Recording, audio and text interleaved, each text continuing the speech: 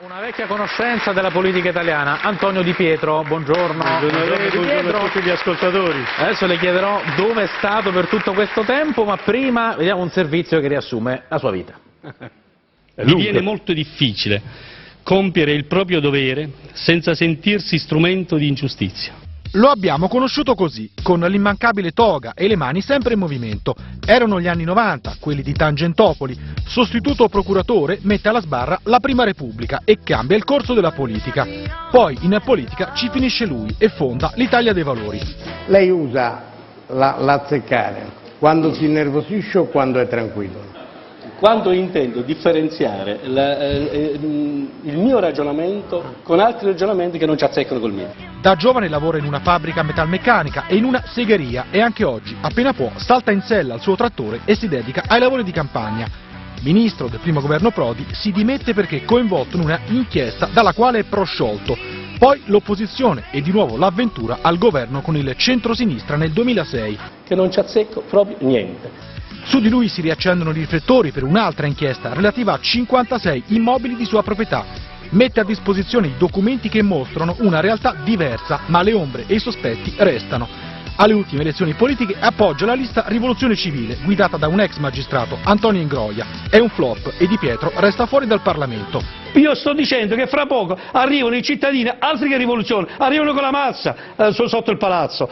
Ora sembra volersi ricandidare alle europee. Lontano dalla politica, lontano dal cuore? Allora, dopo la sconfitta alle elezioni è sparito. Che fine ha fatto Di Pietro? È andato nel suo podere? C'ha un Questo podere, senz'altro, questo è un podere, non parola grossa, un podere. C'è un allevamento di... C'ho semplicemente un po' di terreno, che siccome sono tanti pezzettini, sono diventati 56, qualcuno ha fatto diventare 56 case. Sì, Poi speriamo questo... con il risarcimento danni di farcelo un po' di case, insomma. E adesso ritorna? Si candida alle europee? No, non perché non credo più nella politica, né perché voglio lasciare la politica. L'Italia dei Valori è una formazione politica che ha fatto il suo dovere, ne ha pagato le conseguenze per aver lavorato a testa alta, per aver candidato qualche fregnone. Ricordiamoci perché quello sarà anche un po' responsabilità sua. Voglio dire, tutti quanti mi dicono ma come hai fatto a scegliere quello? A parte il fatto che siamo in due a aver le scelte, perché dopo di me l'ha scelto Berlusconi pure, a quei due là. Però qualche errore l'ha fatto. No, qualche errore l'ho fatto. Voglio dire, se potessimo sapere prima quel che accade dopo, la metà dei divorzi italiani non ci starebbero. Voglio dire, chi si sposa? A sapere, bisognerebbe vivere sempre due volte. E dirò anche di più. Sì. E glielo dico da magistrato. Quando si ha a che fare, quello sia nel cuore. Ah, il magistrato dentro ancora, poliziotto anche un po' dentro. Tante volte mi do torto da solo, mi condanno da solo. Dica. Quando si ha a che fare con la giustizia umana, ha il suo limite, al di là della buona fede e della malafede. Per cui io oggi non mi sento di giudicare queste persone, se sono state questi che hanno lasciato il partito. Vedo che oltre a me anche altre persone che hanno fondato partiti esiste ancora però il partito e si ripresenterà alle elezioni. L'Italia dei Valori si ripresenta alle elezioni, ma ho fatto preso una decisione molto forte, che credo anche gli altri vari Berlusconi, Grillo, Renzi devono prendere. Cioè questa idea che il partito sia legato alla persona. È bella per un periodo di tempo limitato, ma ogni storia ha il suo tempo. Però in campagna elettorale la faccia ce la mette però in campagna elettorale. Certo che ce la mette, ma mancherebbe altro, è figlio mio, vuoi che non gli dica figlio mio, vai avanti. Dopodiché però, torno a ripetere, io l'altro giorno mi sono trovato una signora con una nipotina a fianco, come mi ha visto, che bravo, facciamo la foto. E la nipotina è venuta, che è un attore, capite? Sono passati 24 anni. Da 22 anni, e poi dal 92. Più tardi... Allora, non si può chiedere alle persone qual è la storia di Mani Pulite. Oggi come oggi, i giovani, io lascio qua e vado al liceo Manzoni, a parlare con i giovani nelle scuole, ora ne parliamo, perché vorrei raccontare la mia versione dei fatti. Quanto è cambiato rispetto a Tangentopoli, ma prima c'è un videomessaggio di un paio di persone. La prima non è esattamente un suo amico Di Pietro, perché è il direttore di Libero, Maurizio Belpietro. Sentiamo. Di Pietro torna in politica? Beh, devo dire che non se ne sentiva la mancanza, anche perché credo che l'esperienza dell'Italia dei Valori sia un'esperienza fallimentare. Di Pietro è entrato in politica sostenendo che avrebbe moralizzato la politica, e il risultato è che molti degli esponenti che lui ha portato in Parlamento e nei consigli regionali in realtà sono stati coinvolti in una serie di scandali, come dire che la ragione sociale principale del suo partito è stata praticamente è andata fallita e il risultato certo non è confortante. In tutti questi anni non si è capito che cosa volesse fare Di Pietro se non criticare Berlusconi e niente altro.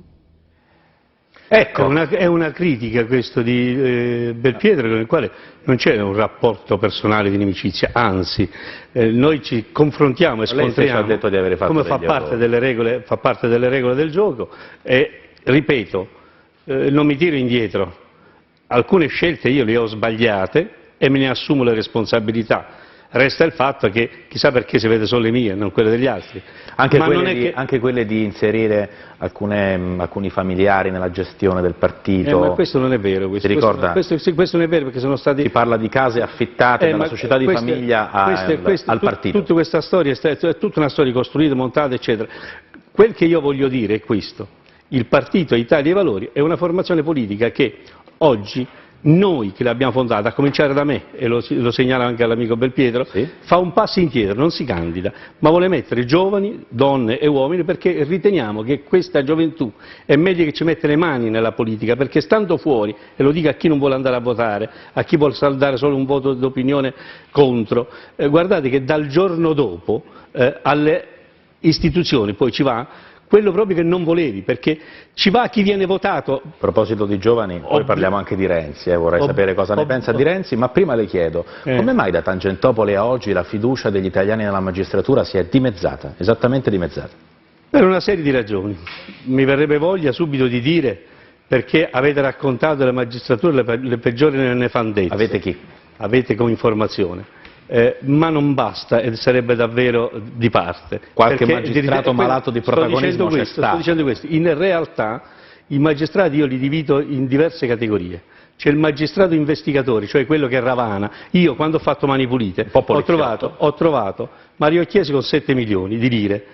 Bastava che lo mandava in direttissimo di 15 giorni, avevo fatto il mio numero quantitativamente di fascicolo. Gli altri? E tutti gli altri non si sarebbero scoperti. Quindi c'è il magistrato poliziotto, c'è il magistrato notaio, quello che gli porti lì mette il timbro e quindi non vede oltre i propri occhi.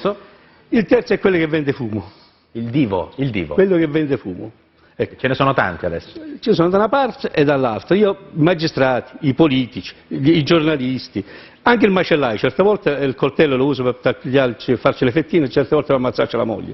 Cioè non vanno viste le persone non per le categorie di lavoro che fanno, ma per quel che sono. Ci sono brave persone e persone che non fanno il loro dovere da tutte le parti. L'unica cosa che non bisogna fare è non mischiare assolutamente categorie. Adesso che la politica è così debole ci sia uno strapotere della magistratura, dico un po' di casi, sulla legge elettorale. Mi perdoni, ma con tutto il rispetto per lei. Tra poco andiamo anche da Federica. Eccola qua. Siamo in diretta, giustamente. Con tutto il rispetto per lei. No, capisco. Capisco. Siamo esseri umani. Sull'Ilva, su Stamina, sulla legge elettorale, sulle elezioni in Piemonte. Governa la magistratura in Italia? Beh, non è mica colpa della magistratura se in Piemonte si deve annullare l'elezione perché hanno fatto il gioco delle tre carte. Che ci azzecca la magistratura? Non è colpa della magistratura se chi va a governare invece di servire il paese, si serve il paese per fare un po' di soldi. Oggi Renzi comincia ad abolire le province, le depotenzia, risparmieremo, quant'è che ha detto? Ma pure lei risparmieremo 3.000, uno stop alle indennità per... Ma pure lei parla in futuro, voi siete tutti abituati a parlare del futuro, questa politica del futuro. Ma te, fallo prima e poi dillo, questa cosa che faremo, sei un coitus interruptus della politica, ma te. Addirittura? Ma quindi lei ha un'opinione, insomma, non buona? No, io ho un'ottima opinione, un ottimo venditore. Un ottimo venditore? Può vendere un prodotto buono.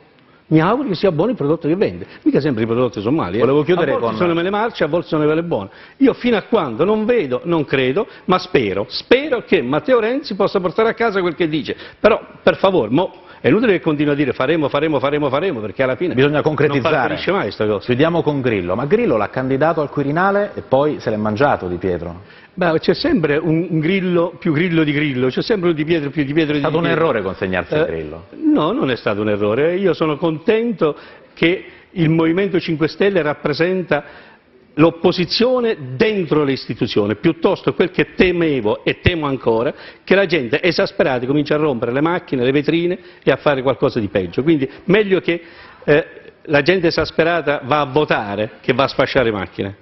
Grazie ad Antonio Di Pietro, grazie per essere stato con noi.